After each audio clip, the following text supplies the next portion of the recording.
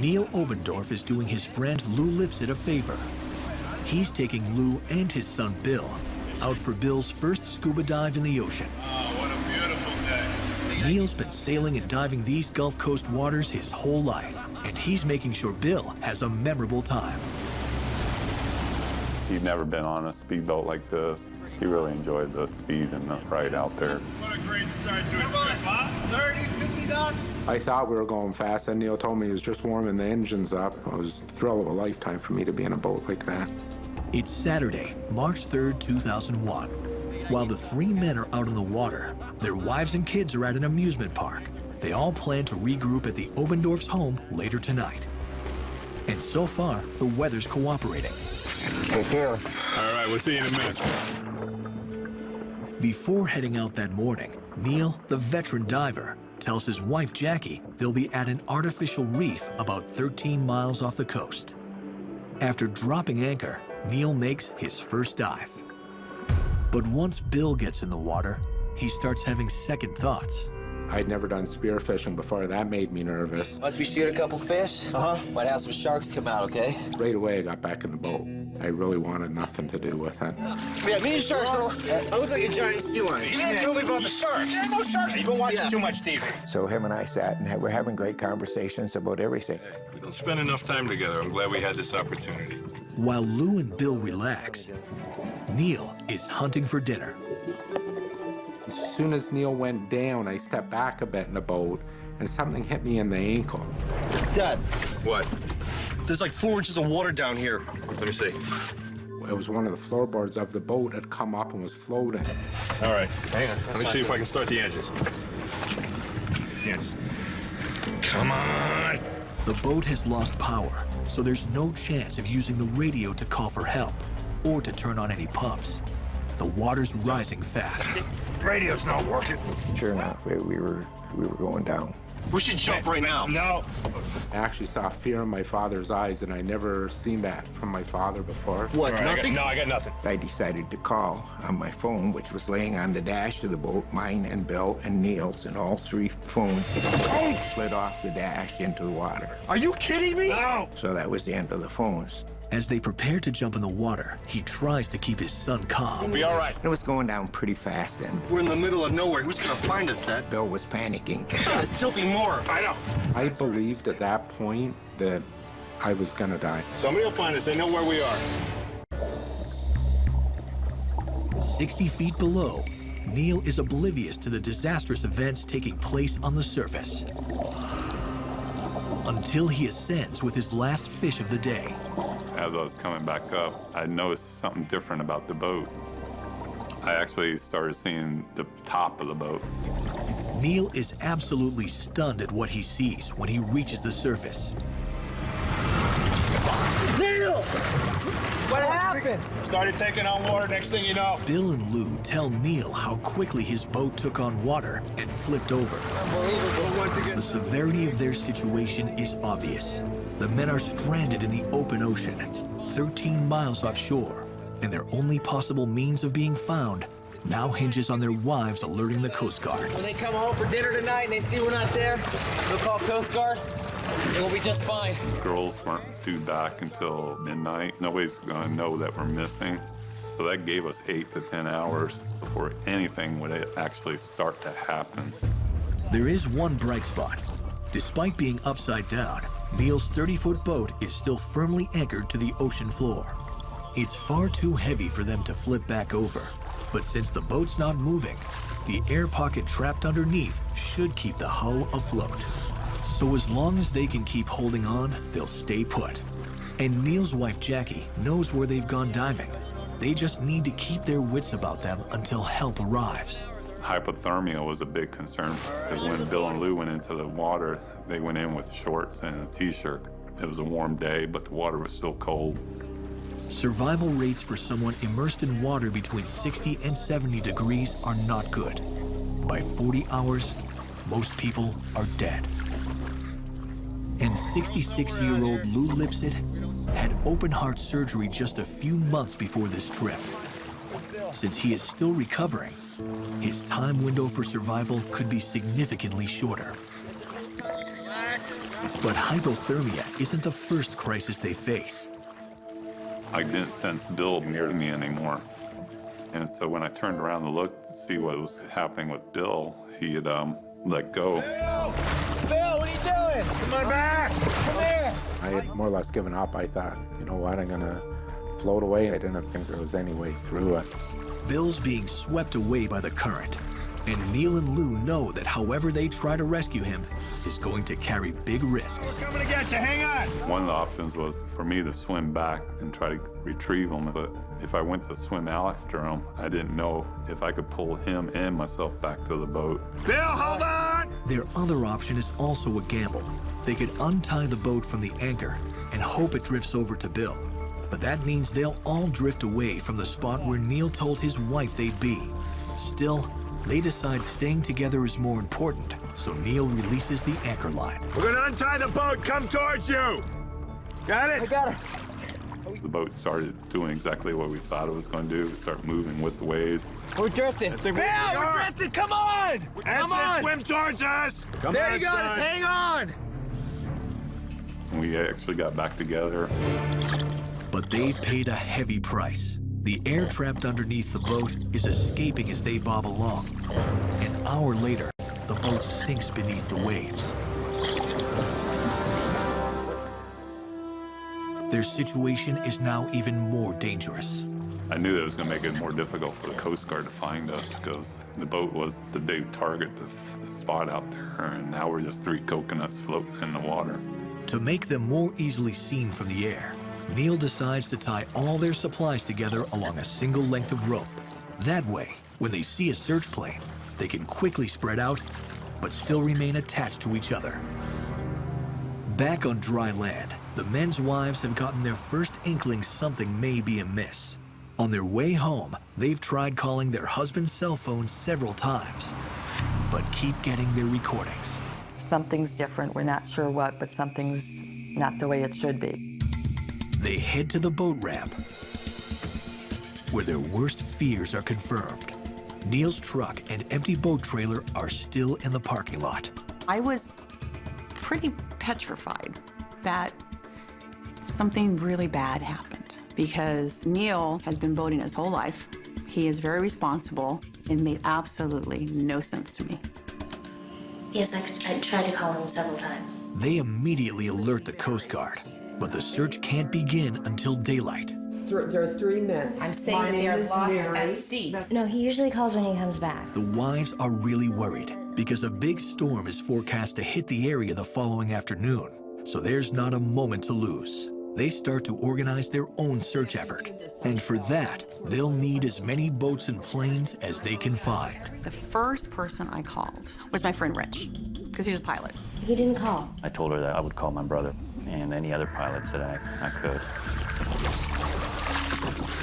Back at sea, a miserable night in the water drags on. The waves, they were progressively getting bigger overnight. Among the items Neil salvaged from the boat before it sank are his flare gun and a handful of flares. Look. What? I see a light. Oh my God. We think it was some type of fishing boat. A couple miles out. Decided to launch a 12-gauge shotgun flare at it. You put one of those 800 feet in the sky, it just lights up the water. You could see the red reflecting off the hull. Come on, turn around. Come on. But the boat continued on with no change of course or anything. Is he not seeing this? He's not coming, guys. A simple spearfishing trip has turned disastrous. Neil, Bill, and Lou have now been adrift in the open water for 12 hours. I see a light.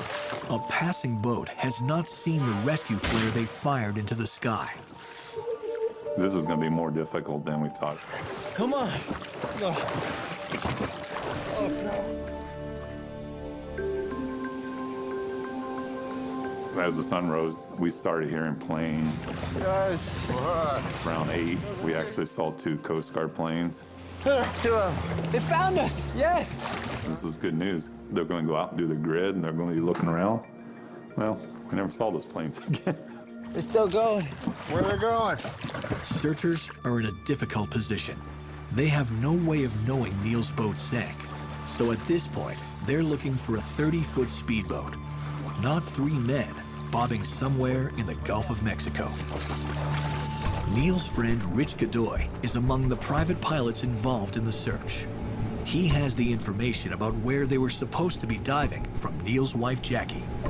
Primarily, we went off the coordinates that we assumed he was at.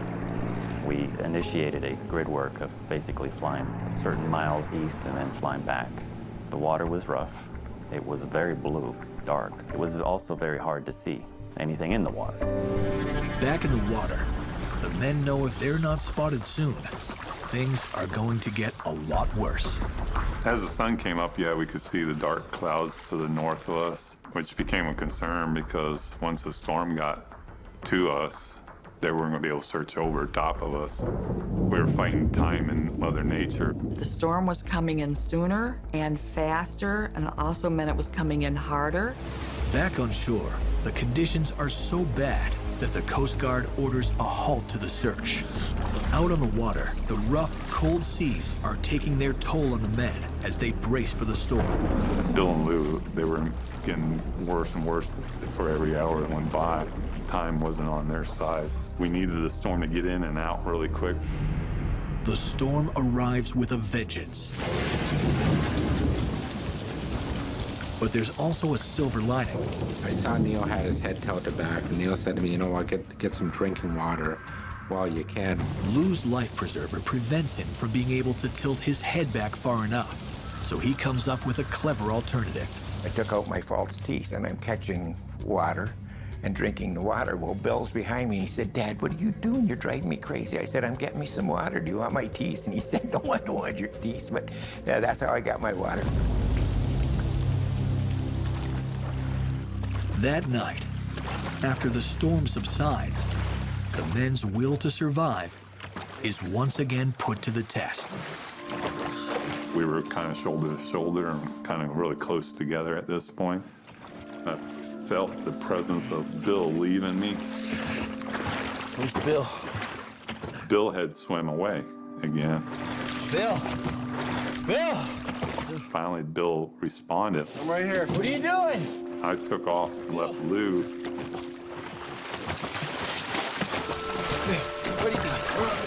I was like, well, I thought I was at work. I went to get a drink of water at the water cooler.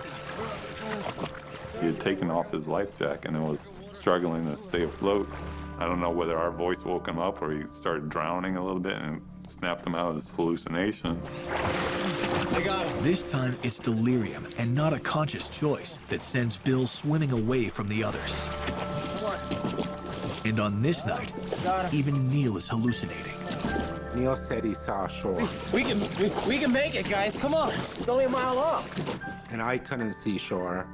And then after a while, Dad saw shore, and then I was seeing shore.